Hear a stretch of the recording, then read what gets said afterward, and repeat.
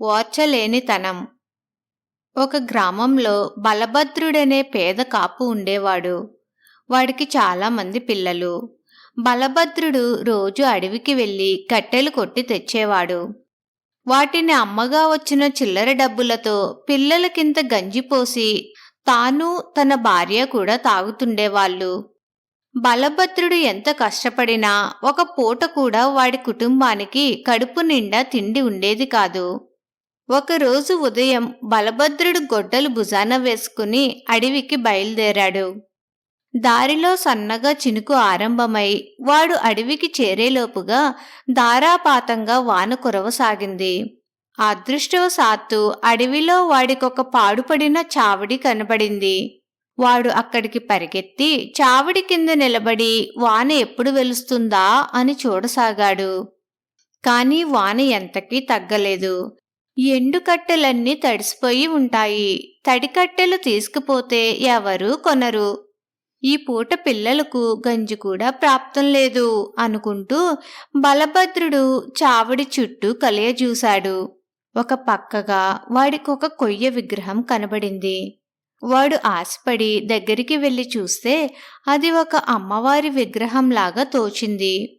అమ్మవారి విగ్రహమైతేనేం, అయ్యవారి విగ్రహమైతేనేం, అది కొయ్య విగ్రహం, వానకు తడవలేదు కదా. పేళ్లు వేస్తే మోపెడు కట్టెలవుతాయి. అడివంతా గాలించినా ఇది తప్ప మరొక ఎండుకట్టె దొరికే అవకాశం లేదు. ఈ కట్టెను పేళ్లు వేసి తీసుకుపోతే 4 డబ్బులు గిట్టుతాయి. తాను, తన భార్య, పిల్లలు ఆ పూటకు ఇంత గంజి కాచుకుని తాగవచ్చు అనుకున్నాడు మనసులో. ఈ విధంగా ఆలోచించి బలభద్రుడు గొడ్డలి ఎత్తి విగ్రహం నెత్తిన వెయ్యబోయాడు. అంతల్లో విగ్రహం నుంచి మాటలు వినిపించాయి.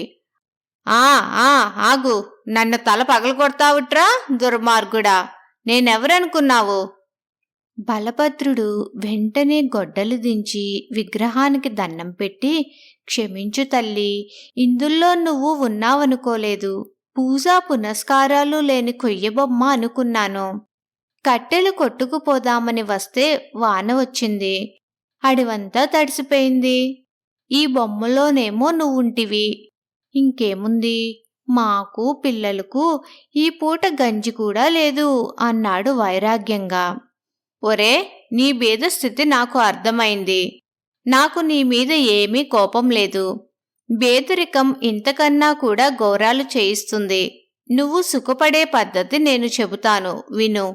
నువ్వు ఇంటికి వెళ్ళి కొత్త కుండ తెచ్చి నా పేరు తలుచుకుని దాన్ని ఉత్తి పొయ్యి మీద పెట్టు.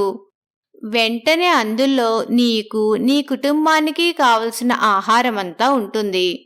ఈనాటి నుంచి తిండికి కొరత లేకుండా మీరు, మీ పిల్లలు హాయిగా ఉండండి అని దీవించింది.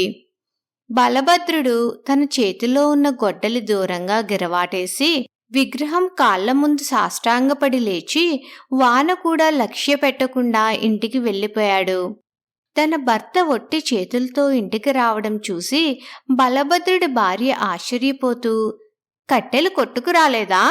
గొడ్డలి ఏమైంది? ఈ పూట మనమంతా పస్తేనా అని ఆదుర్దాగా అడిగింది. ఇక మనకు కట్టెలతోనూ గొడ్డలితోనూ పనిలేదు, అమ్మవారు అనుగ్రహించింది అంటూ బలభద్రుడు ఆనందంగా భార్యకు అడవిలో జరిగిందంతా చెప్పాడు.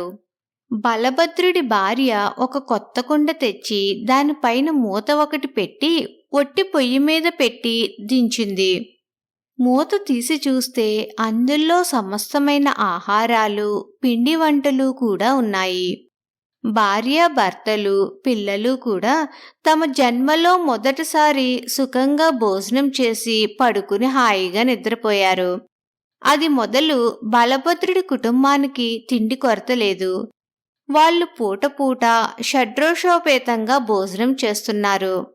వాళ్ళు తినటమే కాక ఇరుగు పొరుగు వాళ్లను పిలిచి వారికి కూడా భోజనాలు పెడుతున్నారు. బలభద్రుడి ఇంటి పక్కనే ఇంకొక ఇల్లున్నది.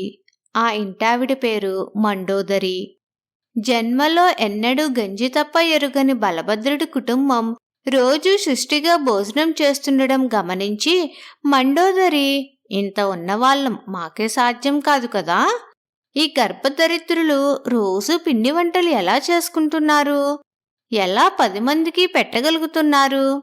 ఇంతల్లోనే వీళ్ళకింత సిరి ఎత్తుకోవడానికి కారణమేమిటో అనుకున్నది.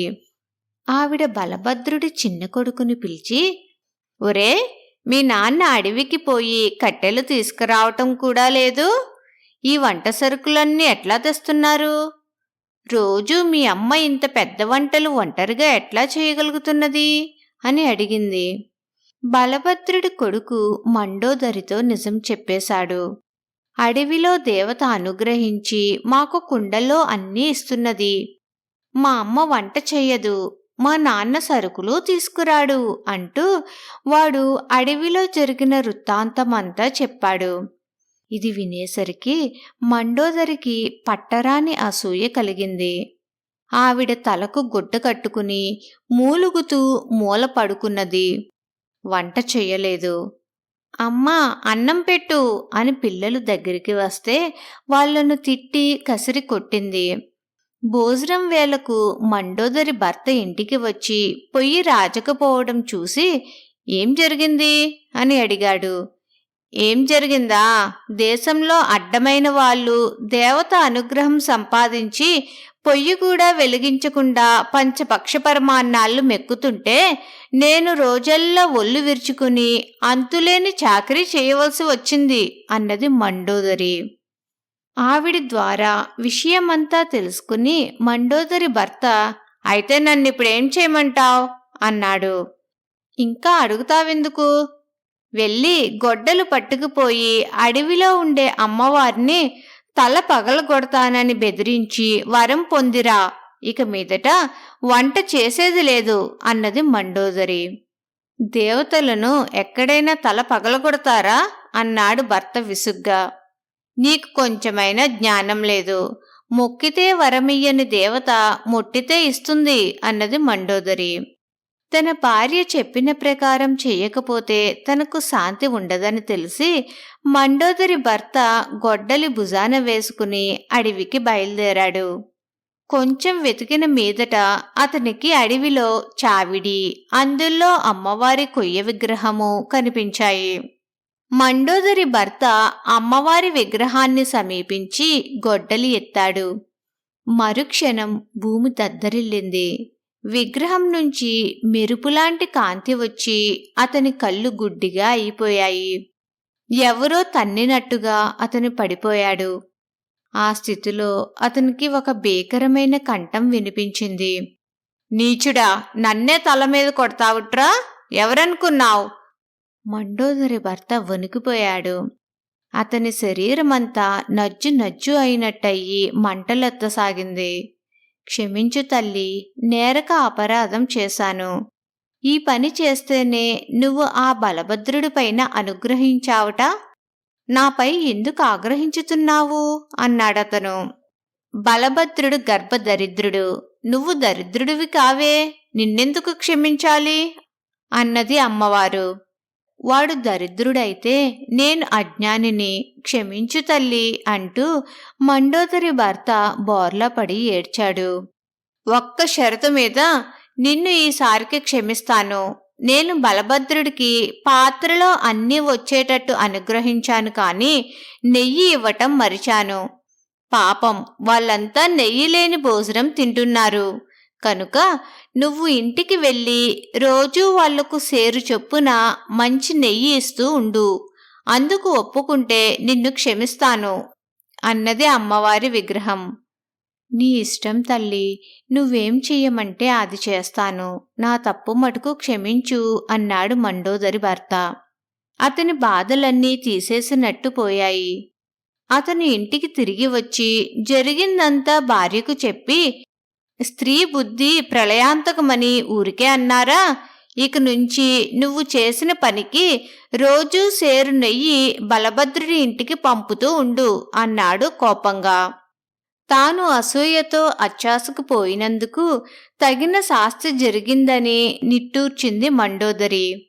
చేసేది లేక మండోదరి భర్త చెప్పిన దానికి అంగీకరించి ప్రతిరోజు బలభద్రుడి ఇంటికి సేరు నెయ్యి పంపుతూ ఉండేది.